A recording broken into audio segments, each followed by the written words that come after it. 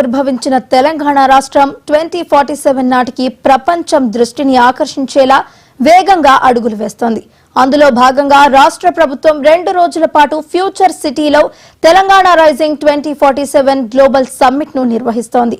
ఈ సమ్మిట్ కోసం రాష్ట్రం rising Telangana vision 2047 blueprint ను సిద్ధం చేసుకుంది. ఈ విజన్ లో భాగంగా దేశ స్వాతంత్ర వజ్రోత్సవాల నాటికి $1 ట్రిలియన్ ఆర్థిక వ్యవస్థను సంపాదించడమే ప్రధాన లక్ష్యంగా రాష్ట్ర ప్రభుత్వం పెట్టుకుంది. ప్రభుత్వం విజన్ ఏంటి? ఈ గ్లోబల్ సమ్మిట్ కు ఎవరెవరు హాజరవుతున్నారు? ప్రభుత్వం ఎలాంటి ఏర్పాట్లు చేసింది? సమ్మిట్ పై మా Hyderabad bureau chief Srinivas ground report అందిస్తారు.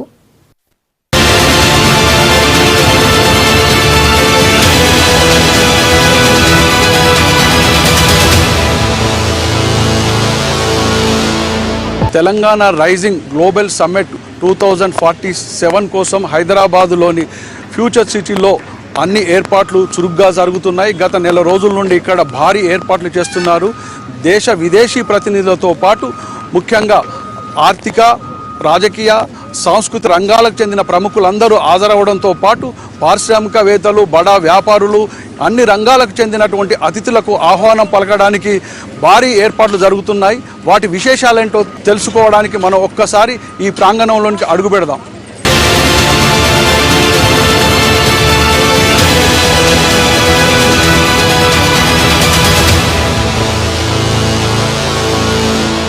తెలంగాణను అన్ని రంగాల్లో అభివృద్ధి చేసి దేశంలోని ఒక ఆదర్శ రాష్ట్రంగా తీర్చిదిద్ది ఆర్థికంగా అన్ని రంగాల్లో ముందుకు పోయే విధంగా 2 రోజుల పాటు తెలంగాణ రైజింగ్ గ్లోబల్ సమ్మిట్ 2047ను ఇక్కడ ఆవిష్కరించడానికి భారీ ఏర్పాట్లు జరుగుతుంది.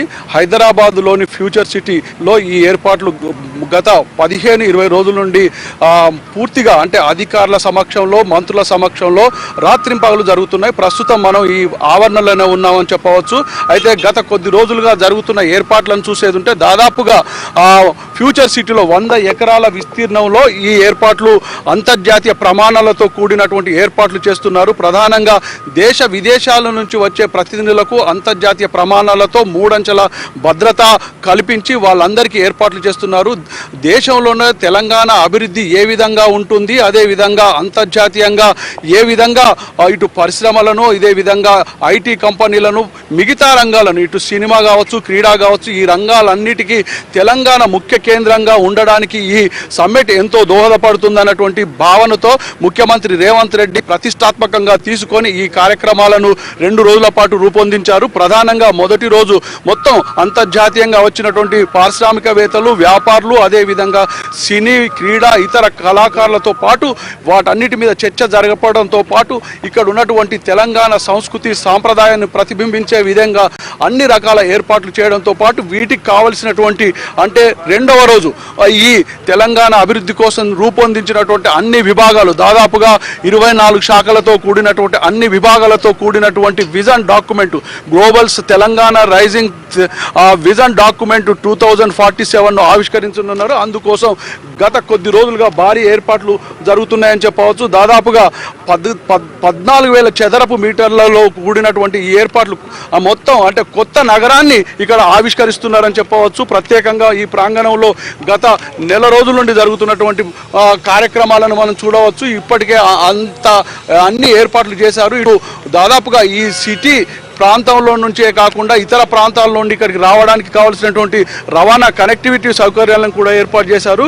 ఈ 14,000 చదరపు మీటర్లలో ప్రత్యేకంగా 8 ప్రాంగణాలను ఏర్పాటు చేశారు. ఈ 8 ప్రాంగణాలలో దాదాపుగా ఈ ముఖ్యమంత్రి ఇతర దేశ విదేశీ ప్రతినిధులతో చర్చించడానికి, సమావేశాలు నిర్వహించడానికి కావలసినటువంటి ఈ ప్రాంగణాలను అన్నింటినీ ఏర్పాటు చేశారు. ఈ ప్రాంగణంలో ప్రతి అంశాన్ని చర్చించడంతో పాటు ఒక విజన్ డాక్యుమెంట్ను తయారు చేసి చివరి రోజున ఆవిష్కరించనున్నారు.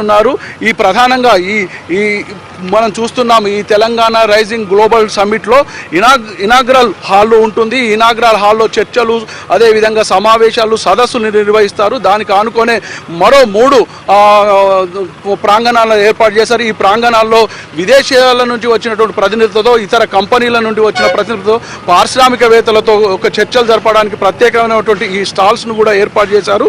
ఈ స్టాల్స్ను ఆనుకొనే దాదాపుగా తెలంగాణ తెలంగాణలో ఉత్పత్తి అయినటువంటి వివిధ రకాలటువంటి ఉత్పత్తులను 45 స్టాళ్లను ఏర్పాటు చేస్తారు. అదేవిధంగా ఈ స్టాళ్లతో పాటు విదేశీ కంపెనీలు ఉత్పత్తి చేసిన ఉత్పత్తులను, అదేవిధంగా ఇక్కడ మహిళా సంఘాలు కావచ్చు, ఇందిరా మహిళా శక్తి సంఘాలు కావచ్చు, వాళ్ళ ఉత్పత్తులను కూడా ఇక్కడ ప్రదర్శించే ఏర్పాట్లు చేశారు. అంతేకాకుండా దాదాపుగా ఇక్కడ ఉన్నటువంటి భోజనాలు అంటే దాదాపుగా ఒక 10,000 మంది వరకు కూడా భోజనాలు చేసుకునేటువంటి సౌకర్యాన్ని కూడా ఏర్పాటు చేశారు. అందుకోసం 3 డైనింగ్ హాళ్లను ఏర్పాటు చేశారు. ఈ డైనింగ్ హాల్లో అంటే ఒక్కొక్కరికి ఒక్కొక్క విధంగా మీడియాకు, అదేవిధంగా పోలీస్ శాఖకు, అదేవిధంగా వచ్చినటువంటి అతిథులకు, ముఖ్యమైనటువంటి ప్రతినిధులకు కూడా ప్రత్యేకమైనటువంటి డైనింగ్ హాల్ను కూడా ఏర్పాటు చేశారని చెప్పవచ్చు.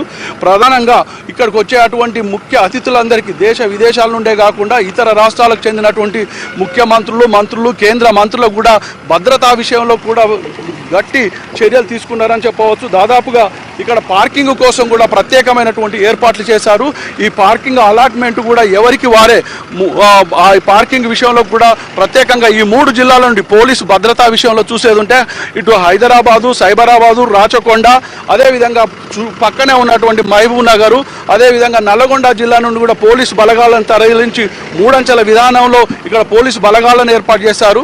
ప్రత్యేకంగా విదేశాల నుండి వచ్చినటువంటి అతిథులందరికీ ఇక్కడ ఉన్నటువంటి సౌకర్యాలను కల్పించడానికి ప్రత్యేకమైనటువంటి ఒక గైడ్ను కూడా ఏర్పాటు చేశారు. అందుకు కావాల్సినటువంటి ఒక స్టాల్ను కూడా నిర్మించారని చెప్పవచ్చు. నిరంతరం అంటే విద్యుత్ సరఫరా ఎలాంటి ఆటంకం కలగకుండా కూడా అన్ని ఏర్పాట్లు చేశారు. దాదాపుగా విద్యుత్ సౌకర్యం కోసం 100 kV, అదేవిధంగా 160 kVలతో కూడినటువంటి ట్రాన్స్ఫర్లను కూడా ఏర్పాటు చేశారు. 2,000 మంది విదేశీ ప్రతినిధులు హాజరవుతున్నట్లు అంచనా వేస్తున్నారు. వాళ్ళ కోసం ప్రత్యేకమైనటువంటి వంటకాలు, ఇటు తెలుగు తనం ఉట్టిపడే విధంగా ఇటు తెలంగాణ, ఆంధ్ర వంటకాలే కాకుండా విదేశీలకు వాళ్ళకు కావాల్సినటువంటి వంటకాలను కూడా ఈ డైనింగ్లో ఏర్పాటు చేసే అవకాశం ఉంది. వాళ్ళందరికీ కావాల్సినటువంటి వసతులను కూడా ఇక్కడ మిగతా నగరాలకు ధీటుగా ఇక్కడ హైదరాబాద్లో ఉన్నటువంటి వాళ్ళ ఆతిథ్యం కోసం స్టార్ హోటల్లో కూడా వసతి సౌకర్యం కలిగిస్తున్నట్టు తెలుస్తూ ఉంది. ప్రధానంగా హైదరాబాద్లో జరుగుతున్నటువంటి గ్లోబల్ సమ్మిట్ను దేశ విదేశాల్లో కూడా ఒక ప్రాచుర్యం సంపాదించడం, దావోదు లాంటి దాని మీద కూడా చర్చ జరిగి దీన్ని ఆవిష్కరించడానికి కావాల్సినటువంటి ఒక చర్చ జరిగే విధంగా దీన్ని ఏర్పాటు చేస్తున్నారని చెప్పొచ్చు. ప్రధానంగా మనం చూసేది ఉంటే ఇక్కడ ఇప్పటికే అన్ని ఏర్పాట్లతో పాటు పువ్వులకు సంబంధించింది, అలంకరణకు సంబంధించింది అనేటువంటి విషయాలే కాకుండా ప్రతి అంశాన్ని ఇక్కడ మంత్రులు, అదేవిధంగా అధికారులు, అన్ని శాఖల అధికారులు ఎప్పటికప్పుడు పర్యవేక్షిస్తున్నారని చెప్పవచ్చు. ఇంతకు ముందే అటు అధికారులతో పాటు మంత్రులు ఎప్పటికప్పుడు శ్రీధర్ బాబే కావచ్చు, పొంగులేటి శ్రీనివాసరెడ్డి కావచ్చు, ఇన్ఛార్జ్ మంత్రి పొన్నం ప్రభాకరే కావచ్చు, ఇలాంటి మంత్రులు వచ్చి ఎప్పటికప్పుడు వీటన్నిటిని పర్యవేక్షిస్తున్నారు. ముఖ్యంగా ముఖ్యమంత్రి రేవంత్ రెడ్డి, అదేవిధంగా డిప్యూటీ సీఎం బట్టి విక్రమార్క ఎప్పటికప్పుడు వార్ రూమ్ నుండి కూడా ఈ విషయాలను చర్చించడంతో పాటు ఏ విధంగా విజయవంతం చేయాలి, ఏ విధంగా సక్సెస్ చేయాలన్నటువంటి అంశం మీద చర్చించడంతో పాటు ఇటు అధికారులకు, ఇటు మిగతా మంత్రులకు కూడా ఇటు సీఎం రేవంత్ రెడ్డి, అదేవిధంగా బట్టి విక్రమార్క ఎప్పటికప్పుడు వార్ రూమ్ నుండి సలహాలు, సూచనలు చేయడమే కాకుండా అక్కడ జరిగినటువంటి డెవలప్మెంట్ను తెలుసుకోవడంతో పాటు ఈ రోజు సాయంత్రం కూడా ముఖ్యమంత్రి రేవంత్ రెడ్డి ఈ ప్రాంతానికి వచ్చి ఇప్పుడు జరుగుతున్న ఏర్పాట్లు, అదేవిధంగా వీటి మీద ఇక్కడనే ఈ ఫ్యూచర్ సిటీలో జరుగుతున్నటువంటి సమ్మిట్ ప్రాంతాలను సమీక్షించి ఇక్కడ కావాల్సినటువంటి ఏర్పాట్లను చూసే అవకాశం ఉందని చెప్పొచ్చు. ప్రధానంగా మనం చూస్తున్నాం ఇక్కడ గ్లోబల్ సమ్మిట్లో అన్ని అంటే అంతర్జాతీయంగా వచ్చేటువంటి పారిశ్రామికవేత్తలకు, వ్యాపారులకు, ఇతర ఐటీ కంపెనీలకుతో పాటు సినిమా, అదేవిధంగా క్రీడా, ఇతర రంగాలకు చెందినటువంటి వాళ్ళందరినీ హైదరాబాద్లో పెట్టుబడి పెట్టడానికి ఆహ్వానించడమే కాకుండా వారికి కావాల్సినటువంటి మౌలిక సౌకర్యాలను కల్పిస్తామనేటువంటి హామీ ఇవ్వడంతో పాటు 2047కు సంబంధించినటువంటి డాక్యుమెంట్ విజన్ అంటే అన్ని రంగాల్లో తెలంగాణ అభివృద్ధి సాధించడానికి కావాల్సినటువంటి వాటి అన్నిటిని రూపొందించి ఇక్కడ ఆవిష్కరించే అవకాశం ఉందని చెప్పవచ్చు. ప్రధానంగా ముఖ్యమంత్రి రేవంత్ రెడ్డి ఇక్కడ ఫ్యూచర్ సిటీ నిర్మాణమే కాదు, భవిష్యత్తులో తెలంగాణ అన్ని రంగాల్లో అభివృద్ధి సాధించాలంటే ఈ గ్లోబల్ సమ్మిట్ ఎంతో దోహదపడుతుందన్నటువంటి ఉద్దేశంతోనే ఇక్కడ ఒక గత నెల రోజుల నుండి ఇక్కడ కార్యక్రమాలను నిర్వహించడంతో పాటు ఈ ఏర్పాట్లు కూడా కొనసాగుతున్నాయని చెప్పవచ్చు. తెలంగాణ సంస్కృతి సాంప్రదాయాలను తెలపడంతో పాటు ఈ గ్లోబల్ సమ్మిట్లో తెలంగాణ అభివృద్ధి, తెలంగాణ యొక్క పారిశ్రామిక వ్యాపార అభివృద్ధితో పాటు హైదరాబాద్ నగర వారసత్వ సంపదను ఇక్కడ తెలపడానికి ప్రత్యేకంగా ఒక ఎల్ఈడితో కూడినటువంటి పెద్ద రూమ్ను ఏర్పాటు చేశారు. ఈ హాల్ను చూసేది ఉంటే మహాత్మా గాంధీ ఈ దేశ అభివృద్ధికి, దేశ సంస్కృతి సాంప్రదాయానికి, భారతీయతను ఉట్టిపడే విధంగా ఇక్కడ అన్ని ఇటు దేశ సంస్కృతి సాంప్రదాయాలతో పాటు తెలంగాణ అభివృద్ధిని ప్రదర్శించే విధంగా ఈ ఎల్ఈడి స్క్రీన్ల ద్వారా వచ్చినటువంటి ప్రతినిధులకు వివరించడానికి కావాల్సినటువంటి ఏర్పాట్లను కూడా చేస్తున్నారు. ఇది భారీ స్థాయిలో ఈ ఏర్పాట్లు జరుగుతున్నాయని చెప్పవచ్చు. మొత్తంగా ఈ హాలు పూర్తిగా ఎల్ఈడితో నిండుకుంది అని చెప్పవచ్చు. ప్రస్తుతం హైదరాబాదు వారసత్వ సంపద, ముఖ్యంగా తెలంగాణ ప్రజల యొక్క సంస్కృతి సాంప్రదాయాలను తెలిపే విధంగా, అదే విధంగా చారిత్రాత్మక కట్టడాలు ఇటు